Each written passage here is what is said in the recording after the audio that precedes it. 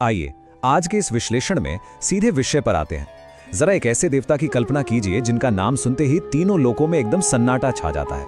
ये कोई साधारण देवता नहीं है, ये वो शक्ति है जिनकी महज एक नजर से सूर्य देव तक का तेज फीका पड़ गया था, जिनके क्रोध ने लंकापति रावण के सर्वनाश की नींव रख दी, और महान राजा विक्रमादित्य जिनके पास हजारों की सेना थी, वो भी बिना हाथों के एक अनजान देश में बिल्कुल अकेले और लाचार रह गए थे। सच में इनका नाम ही मन में एक अजीब सा खौफ पैदा कर देता है। लेकिन यहाँ एक बहुत ही दिलचस्प सवाल उठता है, क्या हो अगर जिस देवता से हम सबसे ज्यादा डरते हैं असल में वही हमारे सबसे बड़े गुरु हों?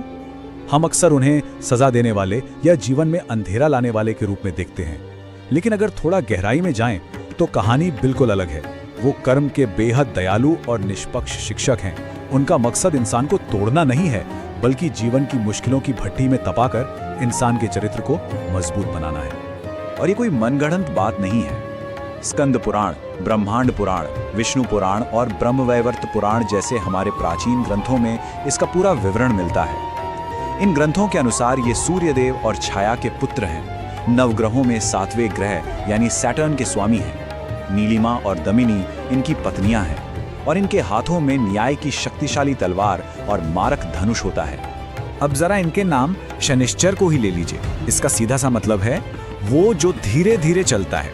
खगोलीय रूप से देखें तो ये सबसे धीमी गति से चलने वाले ग्रह हैं। मतलब सिर्फ एक राशि को पार करने में इन्हें लगभग 2.5 साल लग जाते हैं, और ये बात इनकी कार्यशैली को बिल्कुल सटीक तरह से दर्शाती है। ये कोई जल्दबाजी नहीं करते, बल्कि बहुत ही शांति और धैर्य के साथ हर एक इंसान के कर्मों का एकदम बारीक हिसाब रखते हैं। अगर हम यमराज और शनिदेव के काम की तुलना करें तो बात और भी साफ हो जाती है। यमराज भी सूर्यदेव के पुत्र हैं, लेकिन वो मृत्यु के बाद आत्माओं का न्याय करते हैं। वहीं दूसरी तरफ शनिदेव मृत्यु का इंतजार नहीं करते, वो हमारे जीते जी इसी जीवन में हमारे कर्मों का हिसाब करते हैं।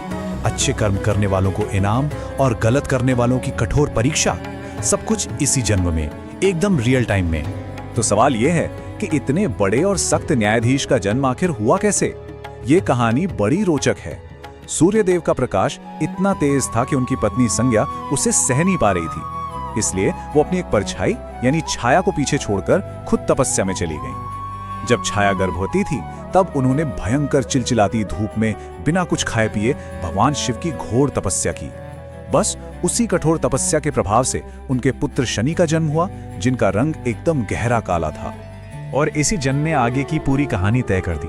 रंग काला होने की वजह से सूर्यदेव ने नवजात शनि पर शक किया और उन्हें अपना बेटा मानने से ही इनकार कर दिया। सोचिए, इस पर नवजात शनि ने पलटकर अपने पिता की ओर देखा, और उनकी सिर्फ एक नजर से सूर्यदेव का तेज फीका पड़ गया। इस भारी तिरस्कार के बाद उन्होंने एक बहुत ही कड़ा प्रण लिया। उन्होंने कसम खाई कि मैं किसी के साथ कोई भेदभाव नहीं करूंगा।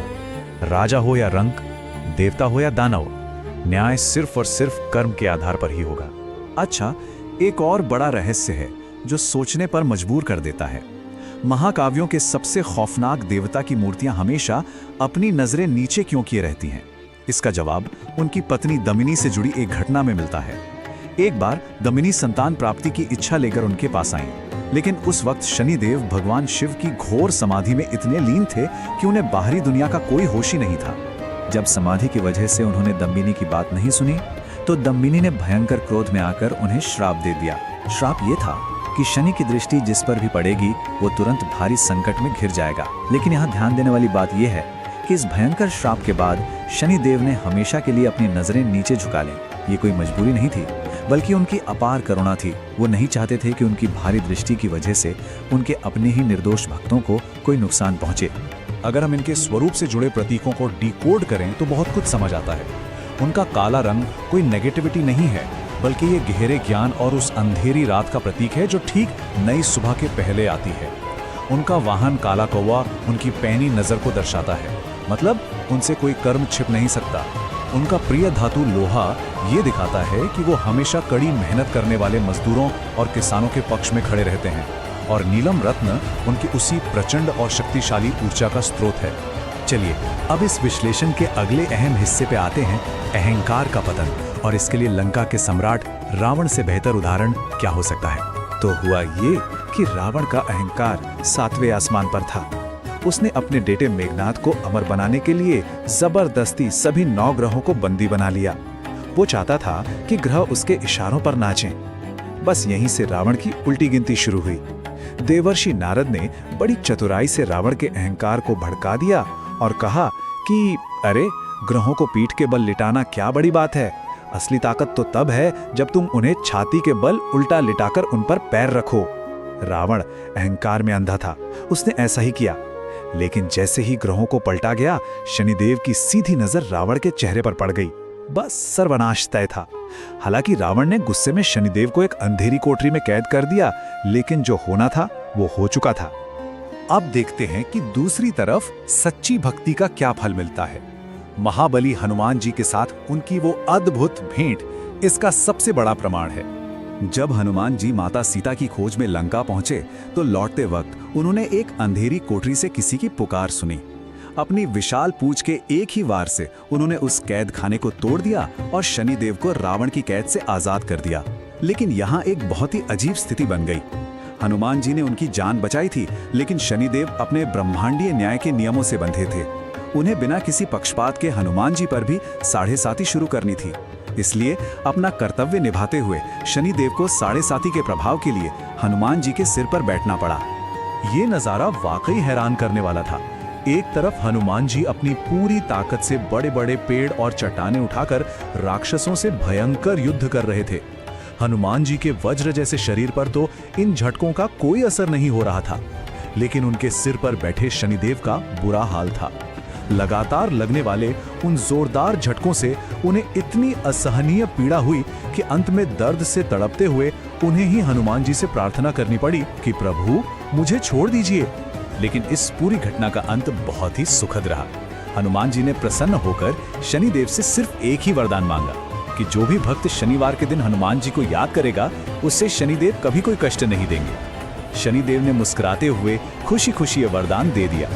ये साफ दिखाता है कि वो भले कितने भी कठोर क्यों ना हो, लेकिन सच्ची भक्ति के आगे वो हमेशा झुक जाते हैं। अब बात करते हैं परम न्याय की। एक अनाथ का क्रोध कैसे जागता है, ये हम ऋषि पिपलाद के प्रसंग से समझेंगे। महर्षि दधीची के पुत्र थे पिपलाद। दधीची ने तो देवराज इंद्र के वज्र के लिए अपनी अस्थियों का महान दान कर दिया था, लेकिन शनि के ज्योतिषीय प्रभाव के कारण पिपलाद जन्म से ही अनाथ हो गए थे। जब वो बड़े हुए और उन्हें यह सच्चाई पता चली तो वो न्याय की खोज में निकल पड़े। जंगल में एक पीपल के पेड़ के नीचे पले बड़े पिपलाद ने सालों तक भगवान शिव की घोर तपस्या की। इससे प्रसन्न होकर स्वयं ब्रह्मा जी ने उन्हें ब्रह्मांड का सबसे शक्तिशाली अस्त्र ब्रह्मदंड दे दिया।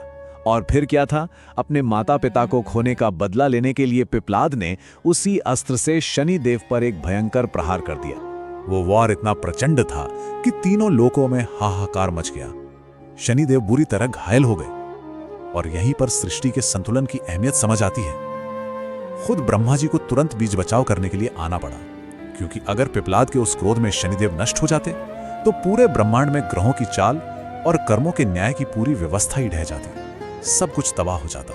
फिर ब्रह्मा जी के बहुत समझाने पर उसी पीपल के पेड़ के नीचे एक ऐतिहासिक समझौता हुआ। पिपलाद ने अपना क्रोध शांत किया और 2 बेहद दयालु शर्तें रखीं। पहली शर्त, 16 साल से कम उम्र के किसी भी बच्चे को शनिदेव कभी परेशान नहीं करेंगे, और दूसरी, जो भी भक्त शनिवार के दिन पीपल के पेड़ की पूजा करेगा, वहां जल चढ़ाएगा और दीपक जलाएगा, उसे शनिदेव की पूरी सुरक्षा मिलेगी। और यही वजह है कि आज भी हर शनिवार को लोग पीपल के पेड़ के पास जाकर उनका आशीर्वाद लेते हैं। तो इन सब कहानियों को जानने के बाद हम जीवन की सबसे कठिन शिक्षाओं को कैसे अपना सकते हैं? यहाँ शनिदेव सिर्फ एक सजा देने वाले नहीं, बल्कि एक सच्चे मार्गदर्शक यानी मेंटर की भूमिका में नजर आते हैं। ये पूरी पौराणिक गाथा हमें चीख चीख कर एक ही बात सिखाती है, जीवन की मुश्किलें कोई सजा नहीं है, बल्कि हमें अंदर से मजबूत बनाने वाली परीक्षाएं हैं। इंसान या राजाओं का अहंकार चाहे कितना भी बड़ा क्यों न हो, कर्म के अटल नियम के सामने उसे झुकना ही पड़ता है। अगर हम रोजमर्रा की जिंदगी में गहरी ईमानदारी, कड़ी मेहनत और धैर्य को अपना लें, मजदूरों का सम्मान करें और सच्ची भक्ति रखें, तो यही शनिदेव, जो दुनिया के लिए खौफनाक हैं, हमारे लिए एक बेहद कृपालु और दिव्य रक्षक बन जाते हैं। तो इस विश्लेषण के अंत में एक बहुत ही गहरा सवाल छोड़ के जा रहे हैं। क्या हम सिर्फ उनके काले रंग और कठोर न्याय को देखकर डरते रहेंगे, या फिर जीवन की इन सबसे कठिन परीक्षाओं का डटकर सामना करेंगे और अपने भीतर छुपी हुई असली ताकत को पहचानेंगे। फैसला हमें खुद करना है। आज के इस विश्लेषण में हमारे साथ जुड़ने और कर्म की इस अद्भुत यात्रा को समझने के लिए बहुत बहुत धन्यवाद।